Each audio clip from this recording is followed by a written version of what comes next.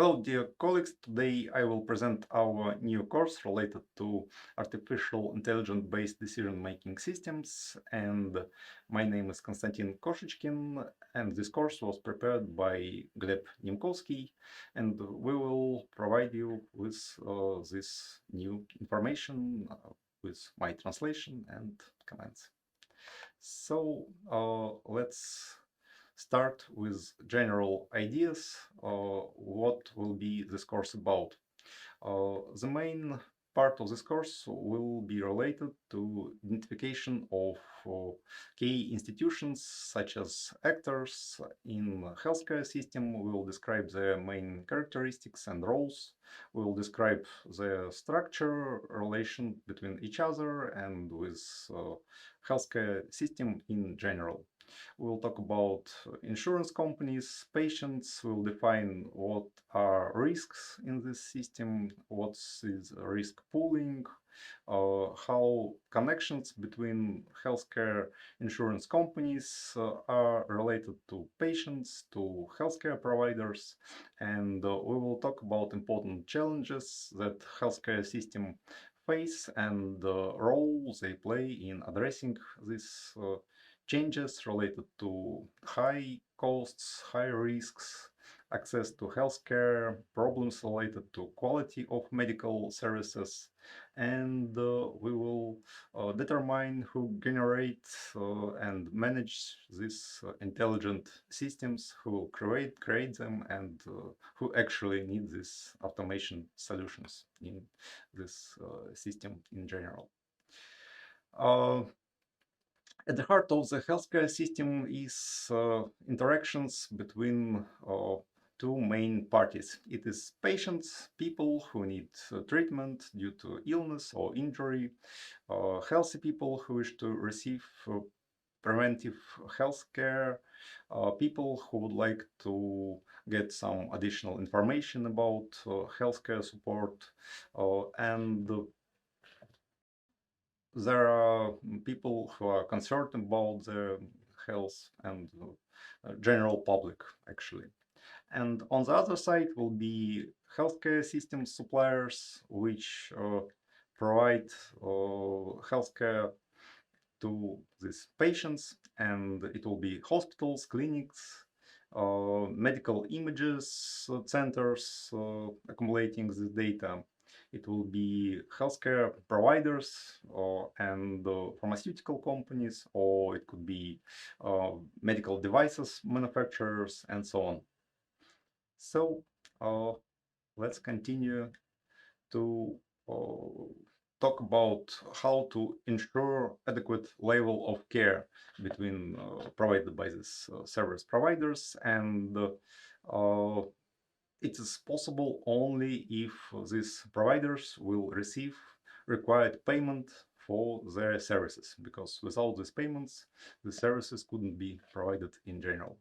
In other words, we'll talk about major part of healthcare systems, which is related to transactions between healthcare receiving parties and this one who will provide the services and how these services are being paid for. In general, we understand this. Services always will require payments because it's impossible to provide healthcare services for free. And nowadays, we don't have possibilities to make these payments directly, because healthcare system is a very complicated one. There are a lot of parties, and these payments should be divided into many receiving organizations, and it could be done only with generalized system, which will make it possible.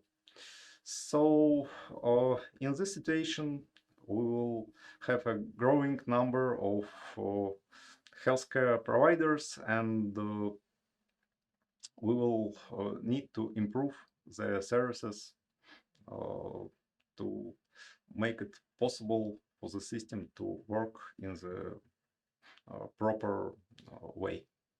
It will make possible for patients to receive all the required healthcare on the certain level. So, in the context of complex healthcare system, we will need to talk about unplanned healthcare costs that have become a major issue, and we will need to have a solution to this problem. So patients will face financial hardships that affect their willingness to use healthcare services related to the lack of compensation for service providers. And actually, they need this ability to pay for these services. And here we need to say about the concept of risk, because all our solutions are based on this concept. Risk is the possibility of facing on an unbearable financial burden associated with the use of medical services. Since modern healthcare is complex and expensive, it's very easy to imagine a situation where a person is offered the necessary medical care at the price that the person cannot afford. This risk begins to disrupt the original pattern in which the medical healthcare system is presented simply as a good or service. So, what can we do here? We will need to have risk pooling. It's a method that allows you to translate occasional losses into relatively small fixed costs. Risk allocation is a method in which risk of probable damage is divided among the members of a group so that the possible losses of each are relatively small. The existence of various collective funds and healthcare insurance companies is based on this method. In this case, the insurance company is the party that assumes the risks, and this is in addition uh, the system where everyone will pay a certain amount while there is a division of risk between many members of this group. This means shifting the risk from the individual to the group. That's collectively better, and it make possible for everyone to deal with this problem. So let's say that we have a group of patients who are ready to receive medical services. At the same time, we have around 60% of patients who will require a relatively small amount of services in the form of money. For example, 40,000 rubles. 29% will require a higher amount of financial of medical services presented in financial equivalent. For example, 29% will be relative to 600,000 rubles. And only 1% will need a huge amount of medical services, for example, 4 million per person. And the 10% will not require any services at all. Combined, we will have total costs for this group in 238 million rubles, and it's relative to 238,000 per person per year. So here we have intermediaries. It's organizations that collect funds from this group of people, pool these funds together and use them to pay for the healthcare to cover individual requirements for each person in this group.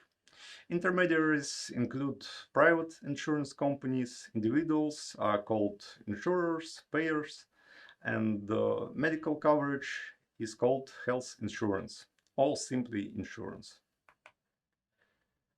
There are two types of intermediary insurance companies. Usually, it could be private insurance companies, and insurance policy in this company is a contract that provides a payment for the holders of medical bills under certain conditions. Individuals pay a fixed known amount of premium, and in return they receive a policy that eliminates the risk of them facing a problematic medical bill that they will have to pay on their own if they don't have this insurance. Another type of intermediaries will be government funds. It's public funds which are run by some government department, and this government program will cover all or part of a certain healthcare cost for a certain group of citizens. The program is financed at the state level, and funds can be collected through the tax system, or in some cases can be structured as an insurance premium. Uh, Other actors in healthcare systems are government agencies which provide regulations, control of private intermediaries, control of private insurance companies, for example, licensing, supervision of healthcare providers, and so on. Next one will be companies which provide goods, services, and which are used by service providers and patients. It will be development, production, sales of medical products, medical equipment, provision of medical services to healthcare providers and patients. It will be development of medical information systems, including medical records, for example, artificial intelligence decision support making systems, which are we talking in this course, and so on. Also, we have organizations which are developing healthcare management applications for patients. And we have a lot of other types of intermediaries, for example, professional associations and organizations of working staff in healthcare providers, uh, medical associations of doctors, patients, and so on. Public health groups and professional groups, uh, charities, and additional funds which will help to cover uh, diseases which are not totally covered by insurance company or government funds, and so on. Different intermediaries can serve in different segments of the population. In Russian Federation, all citizens are provided with compulsory health insurance, regulated by the relevant legislation. Holders of compulsory medical insurance funds are the federal and territorial funds of compulsory medical insurance. Both public and private clinics can receive funding from compulsory medical insurance funds. In addition, patients have access to various plans and types of voluntary insurance in private insurance companies. Voluntary health insurance is a common bonus when applying for a job. Sometimes intermediaries focus on specific geographies rather than working across the country. In other countries, citizens can choose an intermediary from several options. In UK, National Health Services is a major government intermediary accessible to all, but people also have the option of buying private insurance by waiving the coverage offered by the NHS, thereby choosing to pay premiums for a private policy. In the US, most people uh, under the age of 65 get insurance from the private insurance company, and people can choose from a variety of companies to choose the coverage and which will be better for them. Uh, Healthcare providers can be divided into two major groups, health workers and healthcare providing organizations. Medical workers are an individuals who has a medical or other education which work in medical organization and whose labor official duties include the implementation of medical activities, or an individual who is an individual entrepreneur directly engaged in medical activities. A doctor is a medical worker with a higher medical education. A doctor has a specific specialization, for example, in a field, in a certain field of medicine, and he will need additional specialized training to cover this specific field. A doctor can provide medical care on an outpatient basis outside the hospital, for example, in a doctor's office or clinic, usually at the same day, or in an inpatient basis in a hospital where the patients stay overnight or longer. Paramedical personnel are medical workers with secondary specialized medical education, included nurses, practitioners, paramedics, and so on. They can perform a certain set of manipulations on their own, usually as prescribed by a doctor. In addition, they can be part of a team with doctors to provide medical care. Other specialists are optometrists, midwives, pharmacists, nurses, and many others. Outpatient care, polyclinics, organizations that provide administrative and physical infrastructure. As a rule, they are the basis of the provision of infrastructure for the provision of outpatient care. Inpatient care will be provided by hospitals, organizations with facilities to provide more uh, comprehensive care and in hospital settings. Hospital have a capacity of beds. Hospital have more sophisticated equipment, operating rooms, specialized rooms for serious examinations, imaging for equipment to provide medical imaging, and inpatient independent organizations could be facilities with the same level of equipment, but they will provide additional medical services and additional healthcare which are not part of clinics or hospitals. It will be laboratories, ambulatory surgery departments, diagnostic centers, pharmacies, rehabilitation facilities, long-term care facilities, and many others. Organizations can be owned by different structures and controlled under different conditions.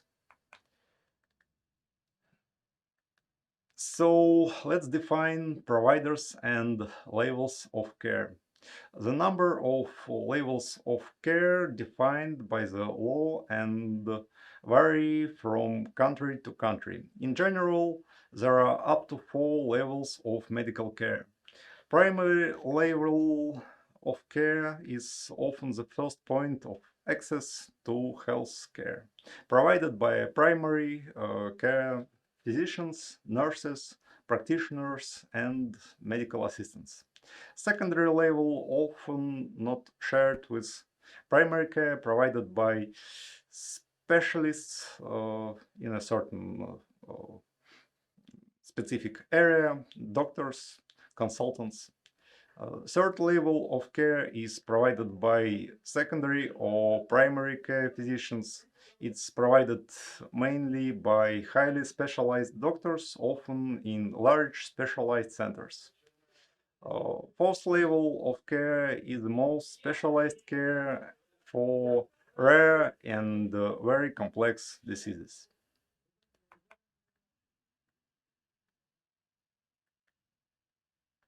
Health economists or health policy analysts look at the measure of healthcare spending as a percentage of a country's gross domestic product (GDP), share of GDP on health, and it's related to expenditure on health and the global GDP.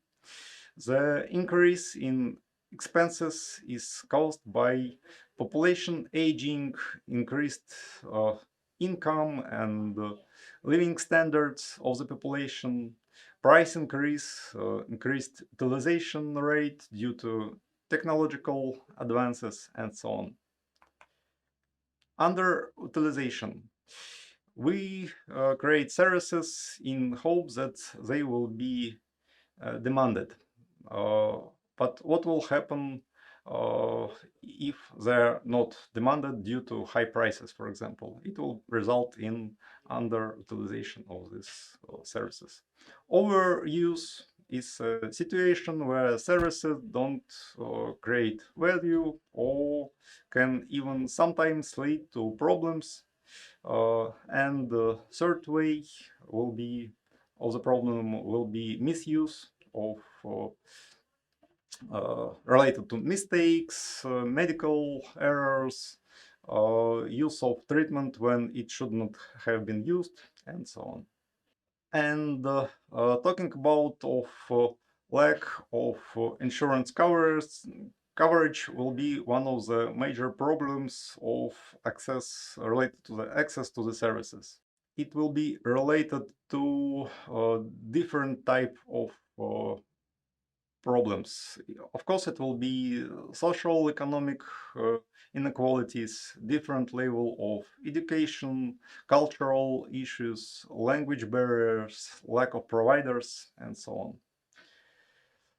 So we described the healthcare system enough to make a few observations regarding artificial intelligence and the data that could underpin how AI works.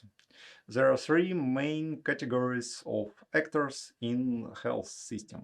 Let's understand what tasks are typical for each of them. Intermediaries, this category needs to look for tools that will help manage healthcare risks. Tools can help them identify possible health issues in the population, in their area of expertise, and help patients access the resources they need. Providers are interested in a tool that manages information from patients and sorts it into diagnosis and treatment plans. It may be useful if they can better identify patients who need medical care in future. Patients are interested in maintaining their health and quality of life.